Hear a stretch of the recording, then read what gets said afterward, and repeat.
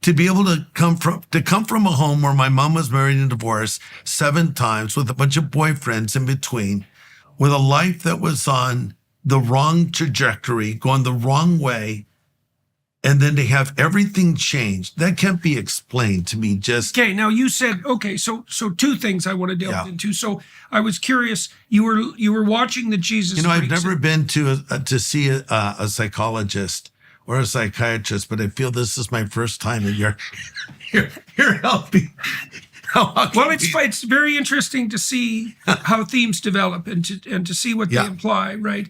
And it is. I mean, you also revealed something that's quite remarkable just in the last thing that you said, because you came from a broken home, but you've had a marriage that lasted 50 years, right? So one of the things that foolishly psychologically minded people assume is that the past determines the future. Yes. And the thing is that like many people who don't drink had alcoholic fathers. Yes. Now, many people who drink also had alcoholic fathers. But the reality of the matter is that there's a variety of lessons that you can learn from any teaching trial. Yeah. And if you're bullied, you can learn to bully, but you can also learn to never bully. True. And one of the things that you apparently learned, both to desire and to enact, from the example of your mother was a counterexample, because you've had a 50-year relationship, was also something that you wanted. Right. And so there was part of you that was searching for stability and purpose, and part of you that actually believed that that was possible as well, which is also interesting, because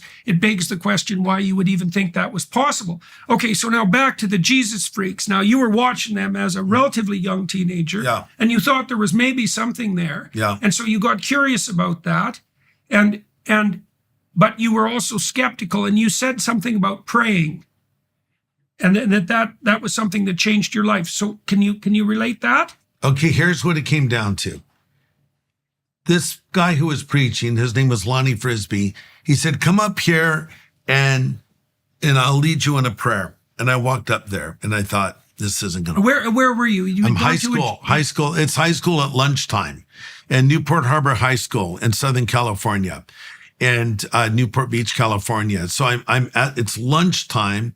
I've walked forward in this public meeting that I was kind of attending. I was far enough away where I wouldn't look like I was a part of it, but close enough where I could kind of eavesdrop. No one invited me. Normally people become Christians because someone invites them to church or they share the gospel with them. No one did that for me. But I walked over to this evangelist, and other kids were praying. He said, "Pray this prayer with me." And Jordan, this is a prayer that I've led people in for over 50 years. And I've seen their lives changed. And there's nothing magical in this prayer. It's just a prayer based on biblical principles. But all prayer is it's communicating with God. And I don't think it has to be sophisticated. I think it needs to be genuine and from the heart. And the prayer went something along the lines of, "God, I know I'm a sinner, but I know Jesus Christ is a Savior who died on the cross for my sin and rose again from the dead. And I asked Jesus to come into my life. I didn't know what I was doing, but I believed it. And I didn't have an emotional experience, though people next to me did. One was laughing, one with joy, one was crying, maybe over their sins. I felt nothing, and I thought, that figures. God rejected me. But I marked that day in 1970 as the day that Christ literally came into my life, and it changed everything for me. In fact, that weekend we had planned to go out into the mountains and take and smoke. And I went out with my friends, and I broke away. I felt like being alone. I had this little baggie full of and a pipe, and it just dawned on me, I don't want to do this anymore. And I don't know why I felt that way, but I thought, I don't want this anymore. And so I said, "God, if you're real, make yourself real to me." And I threw my pipe away and my away. So that's a sacrificial gesture. Yeah. And there was no one talking to me. No one explained, like what we do when someone prays at one of our events. We're there to explain it. We give them a Bible. We're there to follow up on them. No one did any of this for me. But, God says those that seek me will find me. Mm-hmm. And I think if we genuinely reach out to God, God will respond. You don't have to do anything perfectly. It just needs to be a movement of your heart toward God. And as much as I knew as a 17-year-old kid, I took that step of faith, and that is when my life began to change. And I've led people in this similar. Well, your thoughts do make themselves manifest to you in keeping with the spirit of your aim. Mm-hmm. So you can think about this. So there's a long history since the early 1960s of study into a phenomenon known as the orienting response. And the orienting response is a collection of psychophysiological responses that orient you towards a goal. Yeah. Well, so imagine that when you envision a goal, Yeah. you see a landscape appear in front of you in relationship to that goal. Mm-hmm. And it's quite straightforward to understand. I mean, if I want to walk across the room through an open door, the first thing I do is look at the door, right? So now I've oriented my aim towards the door. Now I can see a pathway to the door, and I can see obstacles and pathways. I can see things that'll move me forward and things that'll get in my way. And that is the landscape of perception. There's an aim and a pathway, and there's obstacles and facilitators. And you're always in that. Yeah. Okay, your thoughts work that way too. Mm-hmm. So once you orient yourself towards an aim, the thoughts that come to you will have the voice of the spirit of that aim. Like this is technically how thought works. So if I'm angry with you and I want to have a fight, the thoughts that will come to me will be in keeping with that motivation. And the perceptions as well. Like I'm going to transform your face even into a target, right? I'm going to allow the voice of anger to make itself manifest within me. So now imagine that I reconfigure my aim so that I'm aiming, however imperfectly, for the highest thing I can conceive of, however imperfectly. Well, that's the voice that's going to respond to the inquiries. Mm-hmm. Like that's technically true. Yeah. Now, I'm not sure exactly what that means metaphysically, but it does imply that this is a terrifying thing to realize, is that, well, every aim is a prayer, and every spirit that responds to your aim responds in the voice of the spirit of that aim. Mm-hmm. And this is a terrible thing because it means, for example, if you're possessed by resentment, it's the eternal spirit of vengefulness that will make itself manifest in your heart. That's exactly what happens. Yeah. And so, well, there's no reason to assume at all that wouldn't